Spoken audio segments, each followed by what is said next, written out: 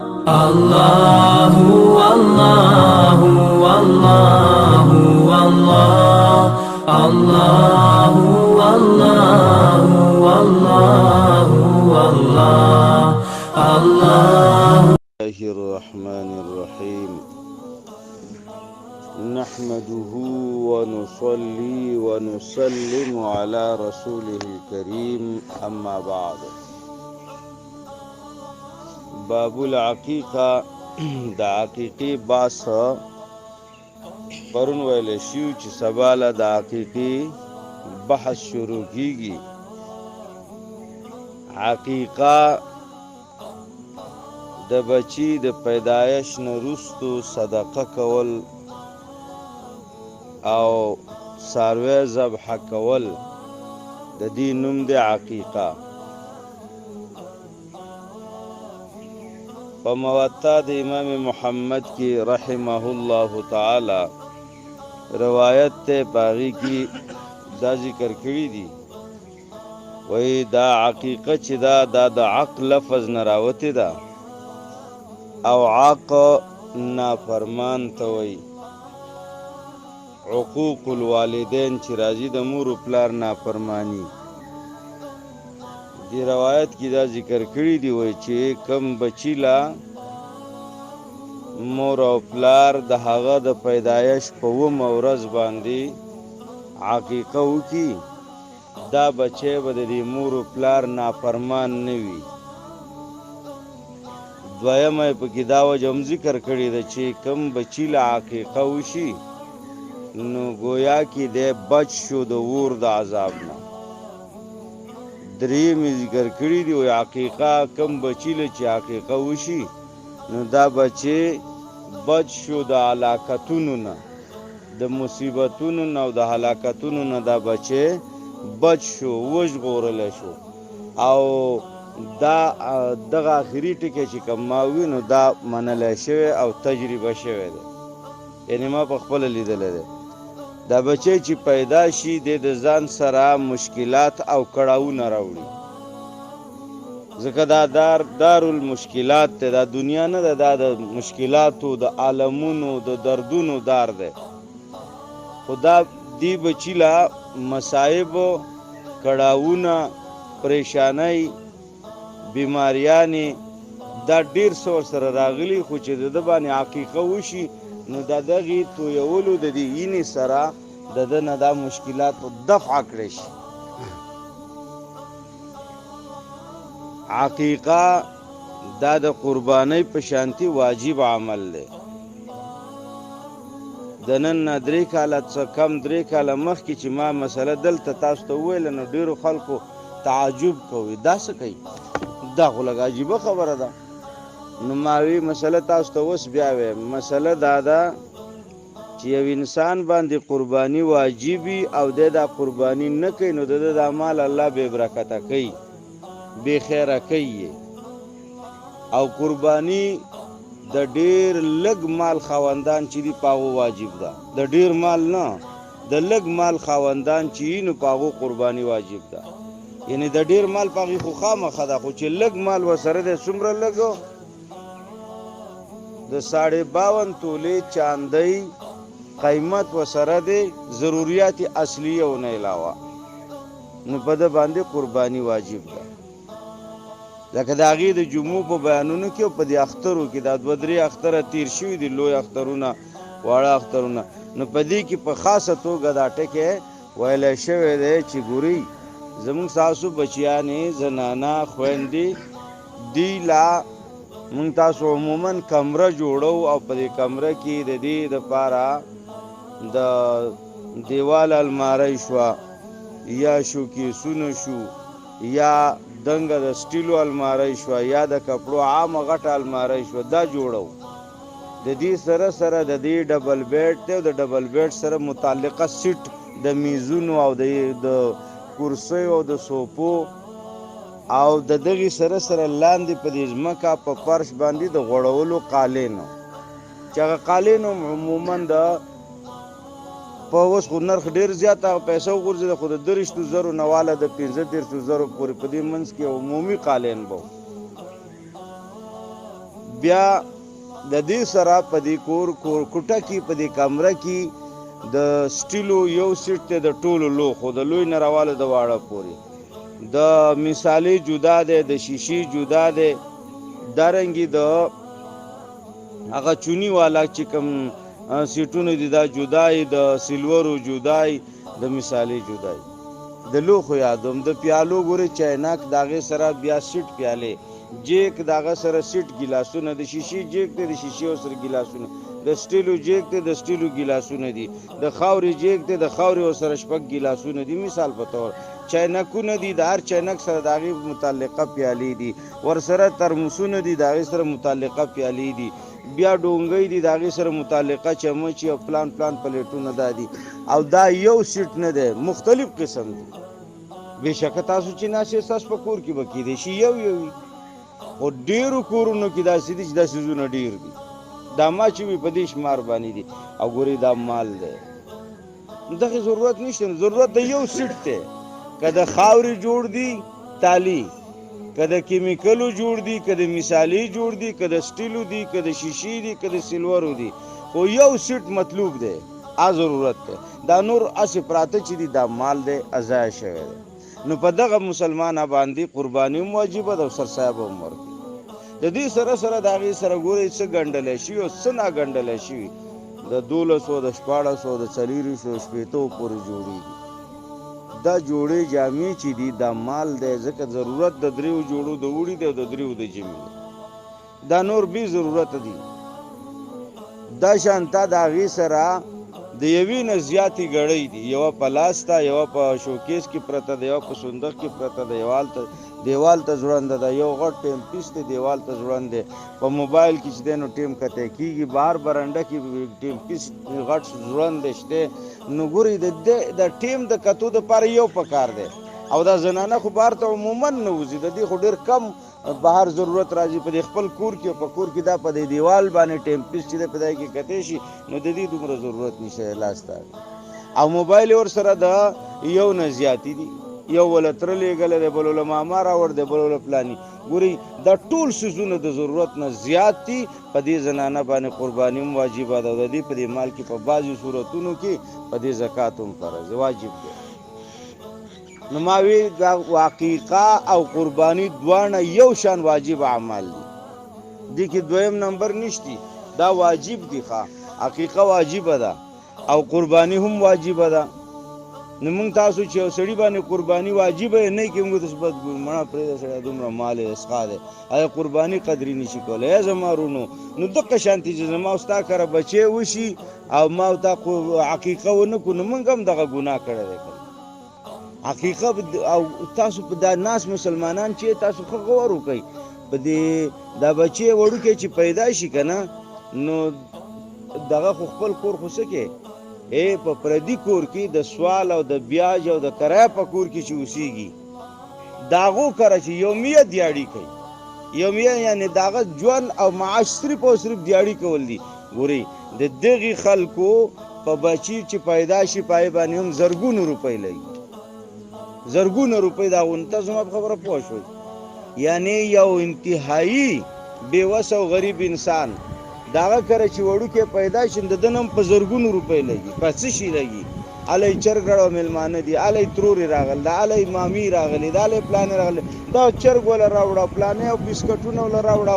دغه نو ګورې په دې هغه پیسې ډېر شی ولګي او د دغې په ځای که چېرته دغه تمام عام رسمونه رواجونه ترې ښته شي د هغې پیسې راغونډې شي نو خو غبرګه عقیقه پرې کېږي نو زموږ ستاسو نه هغه واجب کار پاتې کېږي او غیر ضروري کارونه موږ خامخا کوو نو تاسو مسلمانانو زما خبره واورېده نو تاسو د عقیقې اهتمام کوئ زمونږ د نبی صلی الله علیه وسلم وینا ده نو په دې اړه کې به موږ خوشحاله شو دا زما د محبوب وینا ده صلی الله علیه وسلم یاره که دې ورله زما بچی وشو یا مې وراره وشو یا مې نوسی وشو دا عقیقه به پې ضرور کړو د نن نه دا عازم شو نو چې څو هغه شوی لا نه د هغې پورې د ورځې موږ ته ثواب هم میلاوي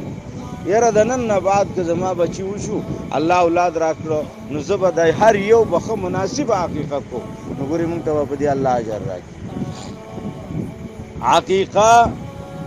اول نمبر مونږ تاسو زده کړه چې واجب عمل دا واجب ده په هر هغه چا باندې چې هغه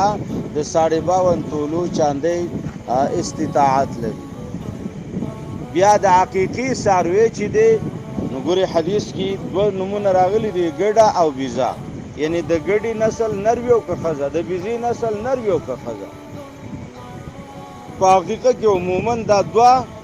په کار راوستی شوي دي، استعمال شوي دي. نو دویم نمبر مسله د نن ورځې موږ دا معلومه کړه چې په حقیقت کې به د دغې نري مال نه د ګډو بیزو نه به ذبح کېږي. دریمه مسله به موږ دا معلومه کړو چې څنګه عقیقه د قربانۍ په شان واجب ده، نو دغه شانتې بیا د حقیقي څاروی به هم د قربانۍ د څاروي په صفت باندې، یعنی قرباني د کال نه په کم څاروي نه کېږي. د بیزې نه دی، د بیزې په خاصه توګه چې د کال نه یوه ورځ کم وي، که بیزه ده چیلی ده او که چیلی دی نو په هغه قرباني نه کېږي. او د ګډي صرف او صرف دومره ده، دغه خامخا داسې نه ده چې د کال نه دي کمي، نه نه، صرف او صرف دومره ده د ګډي په ذات کې چې د خیرازه دی، د ګډي د نسل نه دی، ګډ ده یا ګډه ده خو خیرازه دی، او هغه د کال په څاروو کې ور وشړلی شي او د چیتوالي او د کمزوروالي نښه پکې نه ښکارېږي، نو اگر که دی د 7 میاشتو دی بیا پې هم کېږي، د 8 میاشتو دی بیا پې هم کېږي، د 9 میاشتو دی بیا پې هم کېږي، د 10 میاشتو دی بیا پې هم کېږي، د 11 میاشتو دی کېږي پې، یعنی کال یې لا نه دی پوره شوی خو د 6 میاشتو نه په بره دی او دی خیرازه دی. په دې کال والا مال کې ور پرېښودی شو خو دی پکې وړوکی چیتو او کمزور نه معلومیږي، نو بیا پې قرباني کېږي د ګډې په هغې کې. او د بیزې دا چې دی که خیراز هم دی لکه دغه بارمي شانتې بیزې چې دي د هغو هغه چې پی ډېر وکړو نو داسې زر دنګېږي، غټ سخوندر ترې جوړ شي، خو چې د کال نه کم و نو قرباني کې نه کېږي. او ګورئ چې کال نه کم و خو حقیقت یې نه کېږي. تاسو زما په خبره پوه شوئ.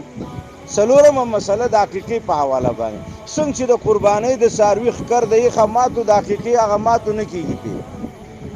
د قربانۍ څاروی د هغه غوږ کټ شي او د یخه نو د حقیقي هغې کې کټ شي او بیا پې هم نه کېږي، لکه د قربانۍ د هغې غوږ د یخه پرې شوی قرباني پې نه کېږي. یعنی هغه شروط چې د قربانۍ په څاروي کې لازم دي دغه شروط د حقیقي په څاروي کې هم لازم دي. لنډ مطلب مې درته وي، په سترګو شمکور دی، ړوند دی،